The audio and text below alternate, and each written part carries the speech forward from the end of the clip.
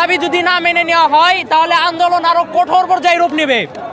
আমাদের দাবি যৌক্তিক দাবি, আমরা যৌক্তিক দাবি নিয়ে মাঠে নামছি। যে পর্যন্ত আমাদের দাবি মেনে না নেওয়া হবে আমরা রাজপথ ছাড়বো না, আছি থাকবো। আর আমাদের যে হচ্ছে ঈদের আগে যে হইতেছে আমাদের জেলা প্রশাসন আমাদের হইতেছে আশ্বাস দিছে, সেই আশ্বাস আমরা মানবো না। আমরা আজকে আমাদের যে পর্যন্ত আমাদেরকে লিখিত দরখাস্ত দিবে সে পর্যন্ত আমরা এই জায়গা থেকে সরবো না। দাবি আমাদের যৌক্তিক দাবি আমরা পালনের উদ্দেশ্যে 6 দফা বারবার দফা চলতেছিল। আমরা এর আগে রমজান মাসের মধ্যে আমরা আন্দোলন করেছিলাম এবং কি এই বাইপাসটা আটকানো হয়েছিল।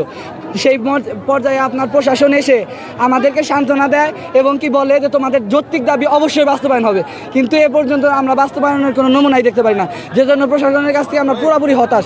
এবং এই মুহূর্তে আমরা শিক্ষার্থীরা যেভাবে মানববন্ধন করছি, আমাদের সম্পূর্ণ অ্যাম্বুলেন্স ছাড়িয়ে দেওয়ার ব্যবস্থা আমরা শিক্ষার্থীরাই করছি। আর হচ্ছে যে মানববন্ধনটা আমরা করছি সম্পূর্ণ যৌক্তিক দাবি, আমাদের এই যৌক্তিক দাবির মধ্যে কোনো ক্রাফটের আমরা ঢুকতে দেইনি, দিব না। যে পর্যন্ত আছি আমাদের অস্তিত্ব লড়াই আমরা টিকে থাকবো ইনশাআল্লাহ। না হবে ততক্ষণ পর্যন্ত আমরা রাস্তায় থাকবো। অবৈধ ক্রাফটদের সরিয়ে আমরা আমাদের ন্যায্য অধিকার আদায়ের লক্ষ্যে এখানে এসেছি। আমরা আমাদের দাবি না মেনে নেওয়া হলে এখান থেকে রাজপথ ছাড়বো। আমাদের 10ম গেটে আমরা দিব না, আমাদের 10ম গেটে আমরাই থাকবো। আমরা সম্প্রতি দেখতে পাচ্ছি আমাদের যে জেনারেল সেক্টরের বিএসসি ইঞ্জিনিয়ারগণ, বিএসসি ডিগ্রিধারী, তারা আমাদের সাথে হেই করে আমাদের কথা বলতেছে এবং বিভিন্ন তথ্য সম্প্রচার করছে।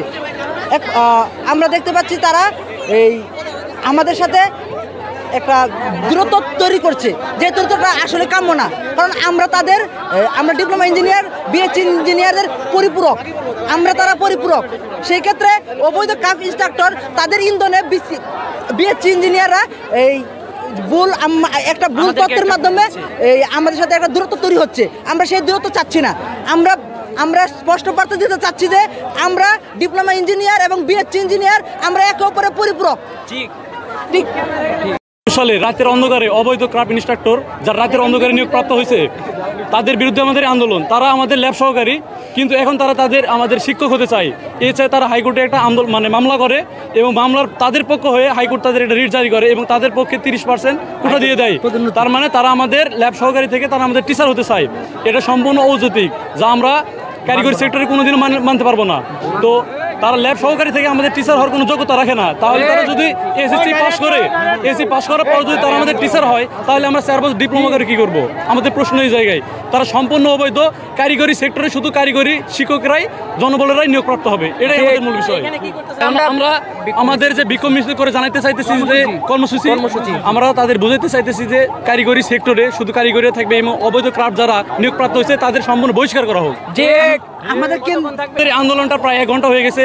আমাদের যতক্ষণ না পর্যন্ত ডিসি মহোদয় এখানে উপস্থিত হবে ততক্ষণ পর্যন্ত আমাদের এই আন্দোলনটা চলমান থাকবে।